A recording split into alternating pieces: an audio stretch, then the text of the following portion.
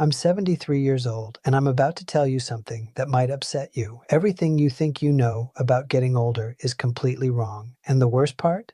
The people who should be telling you this, your parents, your teachers, society, they're either lying to you or they don't know themselves. You see, I spent the first 50 years of my life believing the same lies you probably believe right now. I thought I had it all figured out. I had the career, the house, the respect of my peers. But at 52, something happened that shattered everything I thought I knew. And what I discovered in the 21 years since then has completely changed how I see life, death, and everything in between. But before I tell you what happened, I need you to understand something. The reason I'm making this video isn't to impress you or to make myself feel wise. I'm making this because I'm running out of time. And there are things you need to hear before it's too late. Not for me, for you. At 52, I had what doctors call a cardiac event. That's a fancy way of saying my heart tried to kill me. I was in a meeting discussing quarterly projections when suddenly the room started spinning. The next thing I remember is waking up in a hospital bed with tubes coming out of my arms and my wife crying in the corner. The doctor said I was lucky. Lucky. I had just come face to face with my own mortality, and they called it luck. But you know what? They were right. Because lying in that hospital bed, with nothing to do but think, I realized something terrifying. I had been living my entire life on autopilot. I wasn't really alive. I was just going through the motions, checking boxes, trying to meet everyone else's expectations. And here's the part that haunts me to this day. If I had died that day, if my heart had stopped permanently, what would I have left behind? A nice house, a retirement account, a collection of achievements that nobody would remember in 5 years? Let me tell you the biggest lie you're probably telling yourself right now. I have time. I'll do that later. When I'm older, I'll finally live the life I want. I see young people in their 20s, 30s, even 40s, and they're all saying the same thing. When I make more money, then I'll be happy. When I get that promotion, then I'll relax. When the kids are grown, then I'll travel. When I retire, then I'll finally do what I love. Let me save you 50 years of regret with one simple truth. That day never comes. You know why? Because the goalposts keep moving.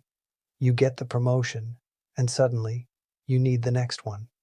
You make more money, and suddenly you need more money. You're always chasing something just out of reach.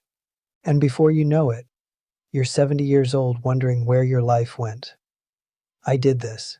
I spent 30 years climbing a ladder, only to realize when I got to the top that it was leaning against the wrong wall. And you can't climb back down and start over. Time doesn't work that way. Here's something nobody tells you when you're young. Success is a terrible goal. And I say this as someone who achieved everything I set out to achieve. I made partner at my firm. I bought the house. I had the respect of my colleagues. And you know what? None of it mattered. You achieve your goal, and for about 48 hours, you feel amazing. Then the feeling fades. You're back to baseline. Now you need a new goal, a bigger achievement, more validation. It's a hamster wheel.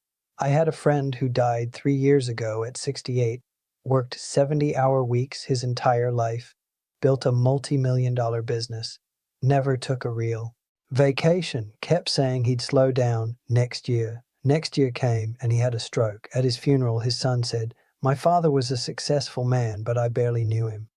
Is that the legacy you want? Your regrets won't be about the things you did wrong. They'll be about the things you didn't do at all. I don't lie awake at night thinking about failed business deals. Those don't matter. You know what keeps me up? The trip to Japan I never took because I was too busy. The relationship with my brother that I let deteriorate. The book I always wanted to write but never started. The time I didn't spend with my kids because I was working late. These things eat at you. The missed opportunities. The roads not taken. The love you didn't express. The risks you didn't take because you were afraid. The people you love, your parents, your siblings, your close friends.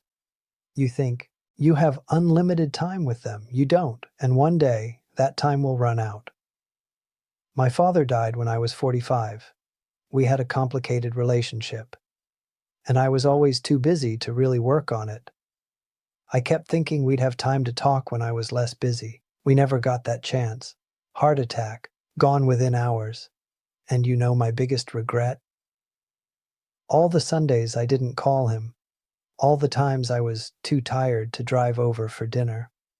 All the little moments I let slip away. There won't always be more. After my heart attack, I made big changes, stepped back from work, started saying no to things that didn't matter, started saying yes to things I had put off for decades. In these last 21 years, I've learned more about life than I did in the previous 52. What matters is embarrassingly simple.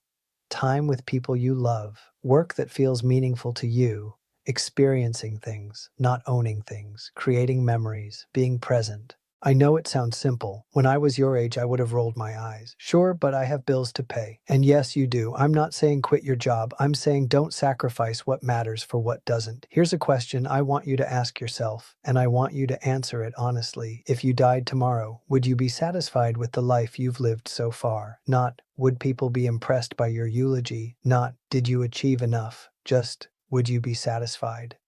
If the answer is no, then what are you waiting for? What are you doing with your time that's so important that you're willing to gamble your one precious life on it? I'm 73 years old. I've been lucky enough to have good health since that heart attack. But every morning when I wake up, I'm aware that I'm on borrowed time. We all are, really. But most young people don't realize this. They think they're invincible. They think they have forever. You don't. I have grandchildren, 3 of them, and when I look at them, I see the same patterns I see in most young people today. They're stressed, they're anxious, they're chasing things that won't make them happy. They're making the same mistakes I made. And I try to tell them, I try to share what I've learned. But you know what? They don't really listen. Not because they're bad kids, but because they can't. They're living in the storm right now. They can't see the patterns yet. They think their situation is unique, that the old rules don't apply to them. That's why I'm making this video, because maybe, just maybe, if enough people hear this message, someone will actually listen. Someone will make different choices. Someone will avoid the regrets that haunt people like me. Every single day you're getting closer to death. Nobody likes to think about this, but you don't have unlimited time. Neither do the people you love. Your parents, if they're still alive, they're getting older every day. One day, probably sooner than you think, they won't be here. Your friends, your spouse, your children, none of these relationships last forever. So what are you going to do? Keep putting off that phone call. Keep postponing that trip. Keep telling yourself you'll make time later. Or are you going to wake up today and start living like your time is limited? Because it is. If I could go back and talk to my 30-year-old self, here's what I would say. Stop trying to impress people who don't matter. Stop sacrificing your health for your career. Stop putting off joy until someday. Stop waiting for permission to live the life you want. Start calling your parents more often. Start taking the trips you dream about. Start doing the things that scare you. Start saying no to obligations that drain you. Start saying yes to experiences that fulfill you. And most importantly, start now, not next year, not after this project, not when you have more money or more time or more whatever. Now. Because I promise you the perfect time will never come. Life will always be messy and complicated and full of reasons to wait, but if you wait, you'll wake up one day and realize you waited your entire life away. I'm 73. If I'm lucky, maybe 10 or 15 more years. Maybe 20 if blessed, probably less. And I'm okay with that, because these last 21 years have been the richest of my life.